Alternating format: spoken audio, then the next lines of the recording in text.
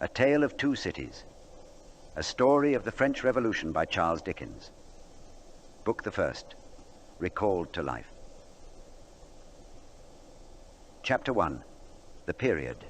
It was the best of times, it was the worst of times. It was the age of wisdom. It was the age of foolishness. It was the epoch of belief. It was the epoch of incredulity. It was the season of light. It was the season of darkness. It was the spring of hope. It was the winter of despair. We had everything before us. We had nothing before us.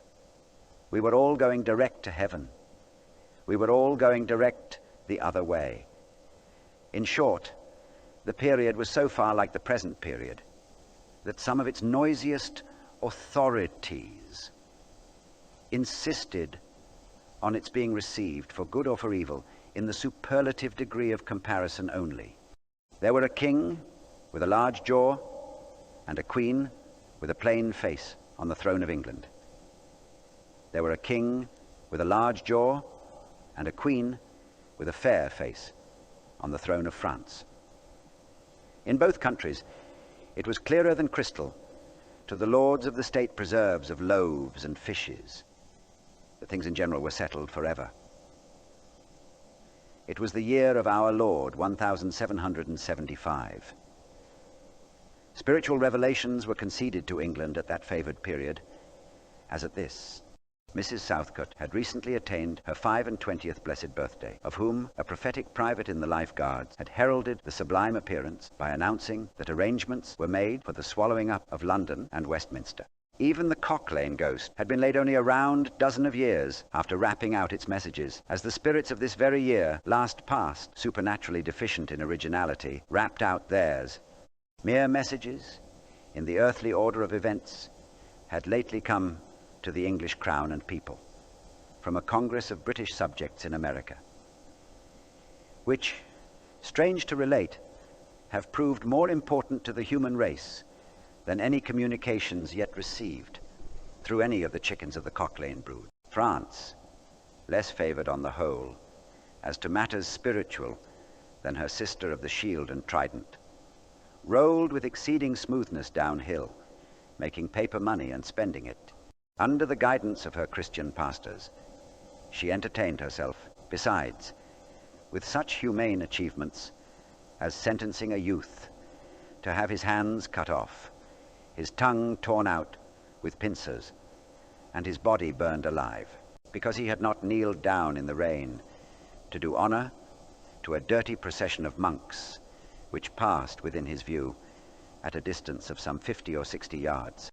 It is likely enough that rooted in the woods of France and Norway, there were growing trees when that sufferer was put to death, already marked by the woodman, fate, to come down and be sawn into boards, to make a certain movable framework with a sack and a knife in it, terrible in history. It is likely enough that in the rough outhouses of some tillers of the heavy lands adjacent to Paris, there were sheltered from the weather that very day rude carts, bespattered with rustic mire, snuffed about by pigs and roosted in by poultry, which the farmer, Death, had already set apart to be his tumbrils of the Revolution. But that woodman and that farmer, though they work unceasingly, work silently, and no one heard them as they went about with muffled tread.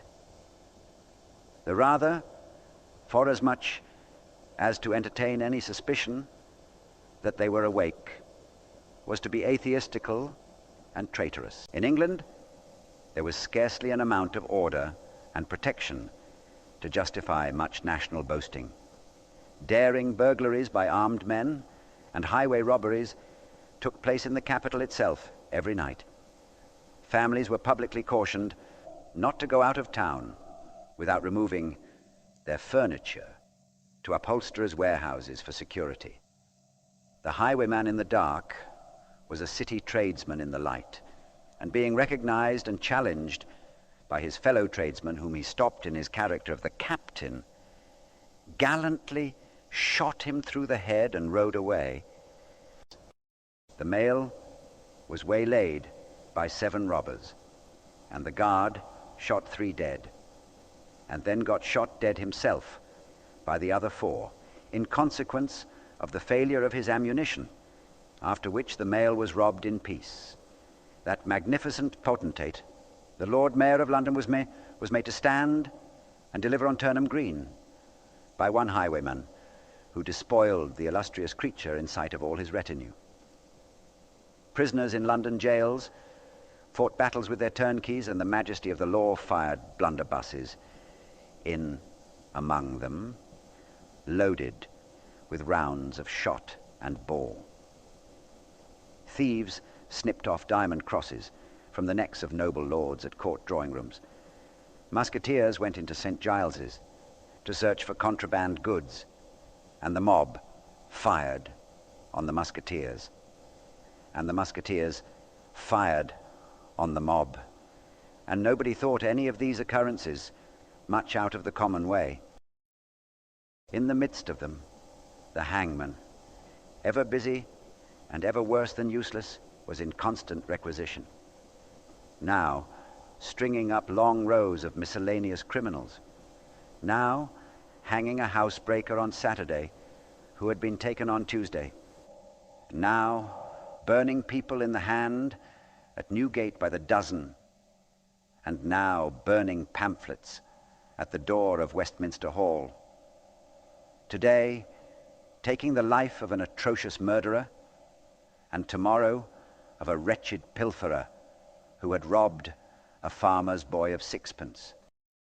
And all these things, and 1,000 like them, came to pass in and close upon the dear old year 1775. Environed by them, while the woodman and the farmer worked unheeded, those 2 of the large jaws, and those other 2 of the plain and the fair faces, trod with stir enough, and carried their divine rights with a high hand. Thus did the year 1775 conduct their greatnesses, and myriads of small creatures, the creatures of this chronicle among the rest, along the roads that lay before them.